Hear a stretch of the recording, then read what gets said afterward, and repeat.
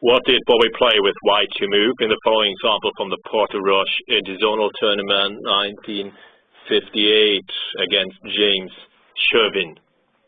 The position is a draw, but what is the best winning chance?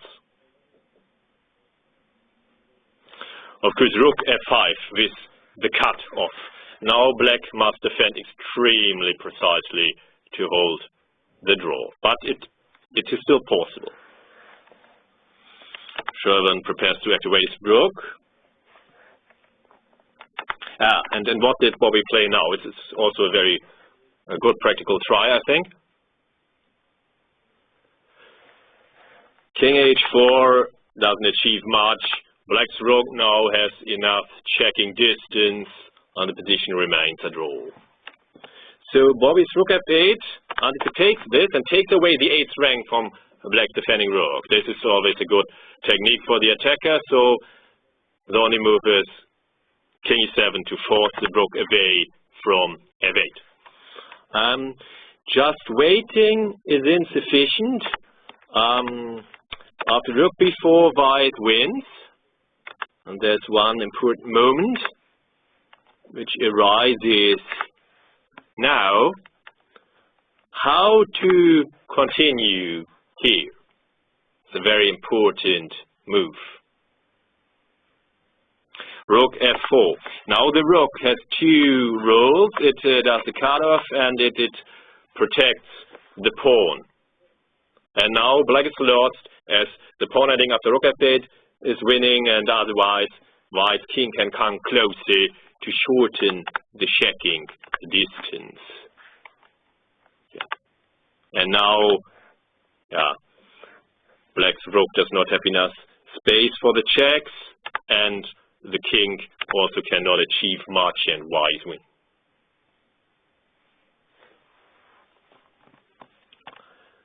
So king e7 is called for. Now, of course, rook f4 is not playable as black's rook controls it. And here comes a crucial question for the game: how to defend the black. Rook a8 is the right move. After g5, rook f8 is playable, as now the pawn ending is a draw, and otherwise black's king can cross over. And after king h4, the checking distance is large enough, and we have a typical draw by the book. After king e6, white wins, and Bobby, of course, doesn't spoil it. King h4, and g5 would spoil it. It violates do not rush. Now black can wait, and this cutoff gives him a draw. But king h4 does win. Now Bobby's pawn can cross the middle of the board. The checking distance is not large enough anymore, and black also doesn't have the pawn ending option now. Okay, black can try, of course, to introduce the pawn ending option. This is what happened in the game.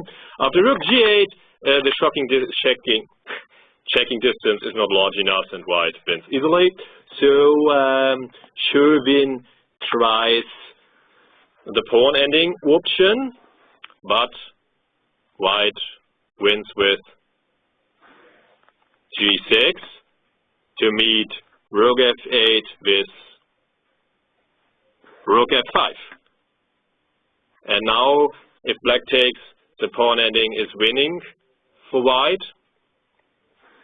And if black doesn't take, then white will reach Lucena's winning position first, and then get the full point by building a bridge. A typical maneuver Bobby, of course, knew, and you should know as well, of course.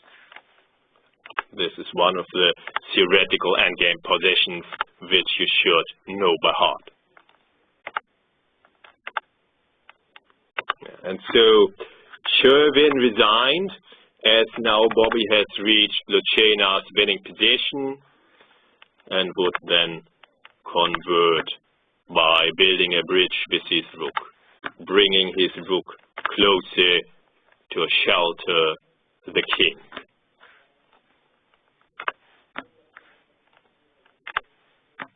Now the king has come out, and the rook can be used to build a bridge. Yeah, this, of course, should be part of your endgame knowledge.